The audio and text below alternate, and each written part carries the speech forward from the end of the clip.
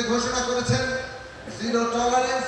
এই জিরো টলারেন্সের কথা আমরা আগেও শুনেছি, কিন্তু এইবারে মাননীয় প্রধানমন্ত্রী জনাব তারেক রহমান যে ঘোষণা দিয়েছেন, এই মাদক, নারী ধর্ষণ এইগুলোকে কোনোভাবে রাজনৈতিক ক্ষমতা দিয়ে আর কোনো পৃষ্ঠপোষকতা অথবা প্রশ্রয় অথবা তদবির এইগুলো কোনোভাবে তিনি গ্রহণ করবেন না।